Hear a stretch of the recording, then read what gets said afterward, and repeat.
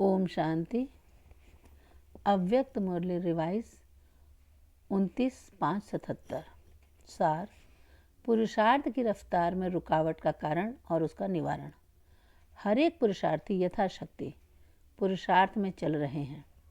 बाप दादा भी हर एक पुरुषार्थी की रफ्तार को देखते जानते हैं हर एक के सामने कौन से विघ्न आते हैं और कैसे लग्न से विघ्न विनाशक बनते हैं।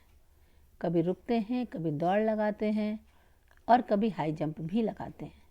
लेकिन रुकावटें क्यों आती हैं, जिसके कारण तीव्र पुरुषार्थी से पुरुषार्थी बन जाते हैं, चढ़ती कला की बजाय ठहरती कला में आ जाते हैं, मालिक व मास्टर सर्वशक्तिमान के बजाय उदास व दास बन जाते हैं। कारण बहुत छोटी छोटी बातें हैं। जैसे उस दिन सुनाया, मूल बात मेजॉरिटी के सामने व्यर्थ संकल्पों का तूफान ज़्यादा है। व्यर्थ संकल्प आने का आधार है शुभ संकल्प अर्थात शुद्ध विचार, ज्ञान के खजाने की कमी। मिलते हुए भी यूज़ करना नहीं आता है और जमा करना नहीं आता है, या तो विधि नहीं आती, इस कारण वृद्धि नहीं होती।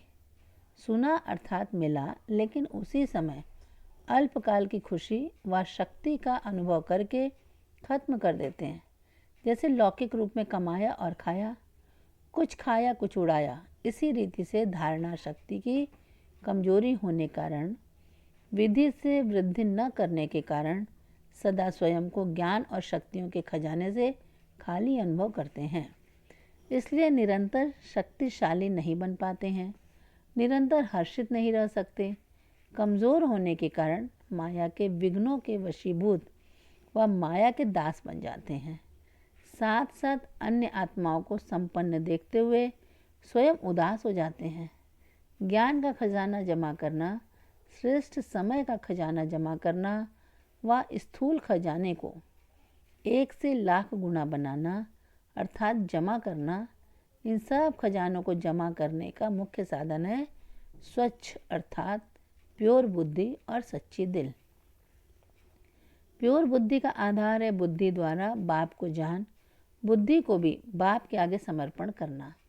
समर्पण करना अर्थात मेरापन मिटाना। ऐसे बुद्धि को समर्पण किया है। शुद्धपन की बुद्धि समर्पण करना अर्थात देना। तो देने के साथ दिव्य बुद्धि का लेना है, देना ही लेना है। जैसे सौदा करते हैं तो देकर फिर लेते हैं ना, पैसा देना, वस्तु लेना। वहाँ वैसे यहाँ भी देना ही लेना है। पहले सब कुछ देना है। कैसे? शुभ संकल्प द्वारा। सब कुछ बाप का है, मेरा नहीं। मेरेपन का अधिकार छोड़ना, इसी को ही समर्पण कहा जाता है। इसी को ही नष्टो मोहा स्टेज कहा जाता है। स्मृति स्वरूप न होने का कारण व व्यर्थ संकल्प चलने का कारण, उदास व दास बनने का कारण मेरेपन से नष्टो मोहा नहीं है। मेरेपन का विस्तार बहुत है।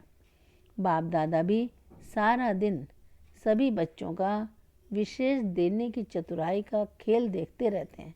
अभी अभी देंगे, अभी अभी फिर वापस ले लेंगे, अभी अभी मुख से कहेंगे मेरा कुछ नहीं, लेकिन मनसा में अधिकार रखा हुआ है। अधिकार अर्थात लगाओ। कभी कर्म से देकर वाणी से वापस ले लेते। चतुराई यह करते हैं कि नए के साथ पुराना भी अपने पास रखना चाहते हैं। कहलाते हैं ट्रस्टी, लेकिन प्रैक्टिकल हैं गृहस्थी। तो व्यर्थ संकल्प मिटाने का आधार है गृहस्थीपन छोड़ना। चाहे कुमारी है व कुमार हैं, लेकिन मेरा स्वभाव, मेरा संस्कार, मेरी बुद्धि, यह विस्तार गृहस्थीपन है। जो समर्पण हो गए तो जो बाप का स्वभाव वह आपका स्वभाव, जो बाप का संस्कार वह आपके संस्कार। जैसे बाप की दिव्य बुद्धि वैसे आपकी। तो दिव्य बुद्धि में स्मृति न रहे, यह हो नहीं सकता। 1 घंटे की अवस्था भी चेक करो तो सदैव संकल्पों का आधार कोई न कोई मेरापन ही होगा। मेरेपन की निशानी सुनाई लगाव। लगाव की भी स्टेजेस हैं। एक है सूक्ष्म लगाव, जिसको सूक्ष्म आत्मिक स्थिति में स्थित होकर ही जान सकते हैं।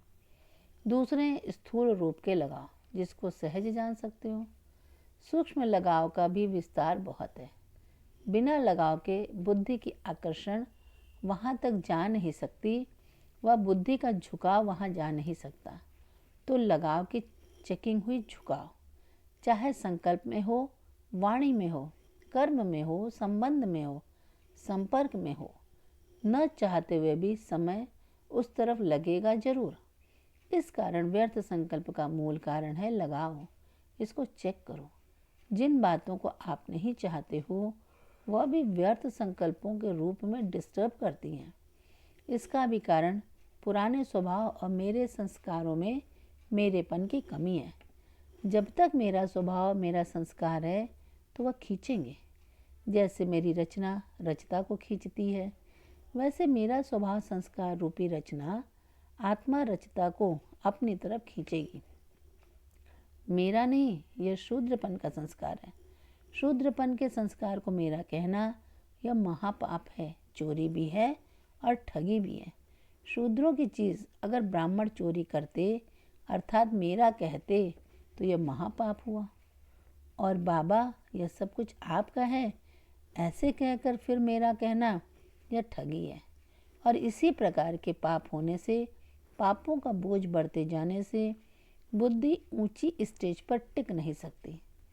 इस कारण व्यर्थ संकल्पों के नीचे की स्टेज पर बार बार आना पड़ता है और फिर चिल्लाते हैं कि क्या करें। व्यर्थ संकल्पों का दूसरा कारण है सारे दिन की दिनचर्या में मनसा वाचा कर्मणा जो बाप द्वारा मर्यादाओं संपन्न श्रीमत है उसका किसी न किसी रूप से उल्लंघन करते हो। आज्ञाकारी से अवज्ञाकारी बन जाते हो। मर्यादाओं की लकीर से मनसा द्वारा भी अगर बाहर निकलते तो व्यर्थ संकल्प रूपी रावण वार कर सकता है। तो यह भी चेकिंग करो। संकल्प द्वारा, वाणी, कर्म, संबंध, संपर्क द्वारा ब्राह्मणों की नीति और रीति को उल्लंघन तो नहीं करते हैं।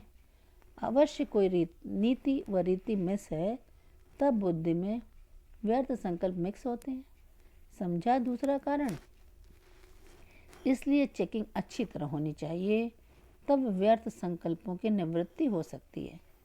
सारा दिन बाप द्वारा जो शुद्ध प्रवृत्ति मिली हुई है, बुद्धि की प्रवृत्ति है शुद्ध संकल्प करना, वाणी की प्रवृत्ति है जो बाप द्वारा सुना व सुनाया, कर्म की प्रवृत्ति है कर्मयोगी बन हर कर्म करना, कमल समान न्यारा और प्यारा बन रहना, हर कर्म द्वारा बाप के श्रेष्ठ कार्यों को प्रत्यक्ष करना, हर कर्म चरित्र रूप से करना। चतुराई नहीं लेकिन चरित्र, वह भी दिव्य चरित्र। संपर्क की प्रवृत्ति है निमित्त स्वयं संपर्क में आते सदा सर्व का जो बाप है उससे संपर्क कराना। तो ऐसी पवित्र प्रवृत्ति में बिजी रहने से व्यर्थ संकल्पों से निवृत्ति होगी। वह लोग कहते हैं प्रवृत्ति से निवृत्ति, बाप कहते हैं पवित्र प्रवृत्ति से ही निवृत्ति होगी। गृहस्थी अलग है, उनको गृहस्थी नहीं कहेंगे। पवित्र प्रवृत्ति को ट्रस्टी कहेंगे, न कि गृहस्थी। तो समझा, निवृत्ति का आधार पवित्र प्रवृत्ति है। अच्छा, सदा मर्यादा पुरुषोत्तम, सर्व खजानों को सफल करने वाले, सफलता मूर्त, व्यर्थ को समर्थ में परिवर्तन करने वाले, ऐसे बाप के आज्ञाकारी, सदा श्रीमत पर चलने वाले बच्चों को बाप दादा का याद प्यार और नमस्ते। बच्चों की तरफ से भी बाबा को नमस्ते नमस्ते नमस्ते। पार्टियों के साथ शक्तियाँ अपना जलवा दिखाएंगी, पांडव साथ देंगे। शक्तियों को आगे रखना अर्थात स्वयं आगे होना। उन्हों को आगे रखने से आपका नाम बाला हो जाएगा। जो त्याग करता है उसका भाग्य ऑटोमेटिकली जमा हो जाता है। शक्तियाँ शस्त्रधारी हो, शस्त्रों से थक तो नहीं जाती। शस्त्रधारी शक्तियों का ही पूजन होता है। तो आप सभी पूज्य हो। पूज्य अर्थात शस्त्रधारी। अगर किसी भी समय शस्त्र छोड़ देती तो उस समय पूज्य नहीं। शक्ति रूप नहीं तो कमज़ोर हो। कमज़ोर की पूजा नहीं होती। पूज्य अर्थात सदा पूज्य। ऐसे नहीं कभी पूज्य कभी कमज़ोर। तो शस्त्र सदा कायम रहते हैं। जब अपने को गृहस्थी समझते तब गृहस्थी का जाल होता। गृहस्थी बनना अर्थात जाल में फंसना, ट्रस्टी अर्थात मुक्त। सदा यही स्मृति रखो कि हम पूज्य हैं। कैसी भी कोई परिस्थिति आवे उसमें विजयी होने कारण राजी रहते। कभी बच्चों आदि से नाराज तो नहीं होते। जब कहते हो बच्चे तो बच्चे अर्थात बेसमझ, बच्चे अर्थात चंचल। जब हैं ही चंचल स्वभाव, बेसमझ, तो उनसे नाराज क्यों होते। जब राज को जानते हैं कि कलयुगी बच्चे हैं, तमोगुणी पैदाइश है, तो जरूर चंचल होंगे। जैसे मिट्टी वैसा ही मटका बनेगा। मिट्टी गर्म है तो पानी ठंडा हो, यह हो कैसे सकता। तो नाराज होना अर्थात ज्ञानवान नहीं, राज को नहीं जानते। अगर योग युक्त हो, उन्हें शिक्षा दो तो वह परिवर्तन हो जाएंगे। नाराज नहीं होना है। सारा दिन संकल्प, बोल और कर्म, बाप की याद और सेवा, उसी में ही लगे रहते हैं। हर संकल्प बाप की याद व सेवा। ऐसे ही हर बोल द्वारा बाप की याद दिलाना या दिया हुआ खजाना दूसरों को देना। कर्म द्वारा भी बाप के चरित्रों को सिद्ध करना। तो ऐसे याद और सेवा में सदैव रहते हो। अगर याद और सेवा इन दोनों में सदा बिजी रहो तो माया आ सकती है। अगर याद और सेवा को भूलते तो माया का गेट खोल देते हैं। तो यह गेट नहीं खोलो। विस्मृति अर्थात माया का गेट खोलना। स्मृति अर्थात पक्का गॉडरेज का लॉक लगाना। याद और सेवा की स्मृति डबल लॉक है। डबल लॉक लगाएंगे तो माया कभी नहीं आ सकती। अगर सिंगल लॉक सिर्फ याद का लगाते, सेवा नहीं, तो भी माया आ जाएगी। ब्राह्मण जीवन ही है याद और सेवा। तो जीवन का कार्य कोई भूलता है क्या। अगर भूलते तो माया से धोखा खाते। धोखा खाने से दुख की लहर आती। तो डबल लॉक सदैव बंद रखना। इससे सदा सेफ रहेंगे, खुश रहेंगे, संतुष्ट रहेंगे। सदा हर कदम श्रीमत पर उठाने वाले श्रेष्ठ आत्मा अपने को समझते हो। हर कदम श्रीमत पर है या मनमत पर है, उसकी परख जानते हो। परखने का साधन क्या है। श्रीमत और मनमत को परखने का साधन यही है कि अगर श्रीमत पर कदम होगा तो कभी भी अपना मन असंतुष्ट नहीं होगा। मन में किसी प्रकार की हलचल नहीं होगी। स्वतः श्रीमत पर चलने से नेचुरल खुशी रहेगी। जैसे कोई अच्छा कर्म किया जाता तो उसकी स्वतः अंदर से खुशी होती है। बुरा काम किया जाता है तो अंदर से मन जरूर खाता है, चाहे बाहर से बोले नहीं।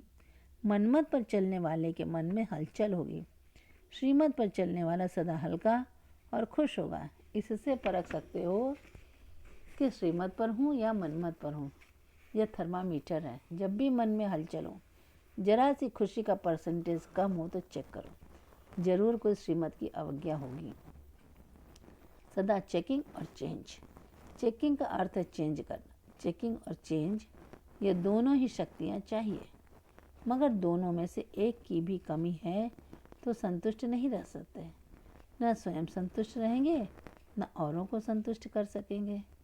चेंज होने की शक्ति तब आएगी जब सहन शक्ति होगी। बुद्धि की लाइन क्लियर होने से परख शक्ति आएगी।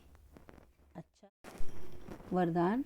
कमजोर संकल्पों की जाल को समाप्त कर परतंत्रता के बंधन से मुक्त होने वाले स्वतंत्र आत्मा भव। स्पष्टीकरण। परतंत्रता का बंधन अपने ही मन के व्यर्थ कमजोर संकल्पों की जाल है। यह जाल क्वेश्चन के रूप में होती है। जब क्वेश्चन उठता है, पता नहीं क्या होगा, ऐसे तो नहीं होगा, तो जाल बन जाती है। लेकिन संगम युगी ब्राह्मणों का एक ही समर्थ संकल्प हो कि जो होगा वह कल्याणकारी होगा, श्रेष्ठ व अच्छे से अच्छा होगा। इस समर्थ संकल्प से जाल को समाप्त कर दो तो बंधन मुक्त स्वतंत्र आत्मा बन जाएंगे। स्लोगन। ज्ञानी और योगी तू आत्मा का प्रैक्टिकल स्वरूप नम्रता और निर्भयता है। ज्ञानी और योगी तू आत्मा का प्रैक्टिकल स्वरूप नम्रता और निर्भयता है। अच्छा, ओम शांति।